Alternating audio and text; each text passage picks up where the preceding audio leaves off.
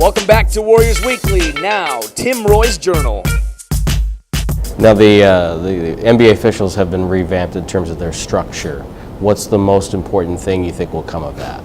Well, I think the most important thing is that we're going to do a better job both in enforcing our rules, which we're redefining, in making access to our officials a little more open so that there's more transparency to it, and leadership by former General Ron Johnson of taking the 60 officials and making them into a cohesive unit, because those guys really do want to do the best job they possibly can. In the next CBA agreement, and obviously the Players Association and the league have had a very nice run with very few hostile situations. But what would, if you could pick 2 or 3 things that you would like to see done in the next CBA, what would they be? Well, I would say that we need to spend less money. There I echo my owners. I think that the margins in this business are tilted decidedly in favor of the players, but that's a negotiation. And I would like to see the 19-year-old rule that we have maybe made 20, because I think that the raising the entry age makes us better able to absorb more developed players and more developed people, and it's better ultimately for their development beyond their first year in the NBA. And before you decide to say the heck with this, I'm going to go home and go fishing or whatever it is that you do, what would you like to see the NBA?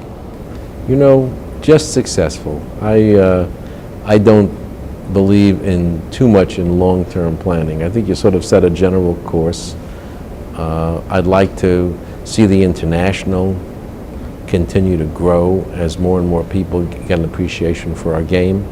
The result of that will be more elite athletes will turn to our sport, and it will just raise the level of basketball on a global basis. I'd like to see our NBA Digital, which is a joint venture between us and Turner Broadcasting, NBA TV, NBA.com, NBA League Pass, NBA Wireless. This is a digital world. We're growing that.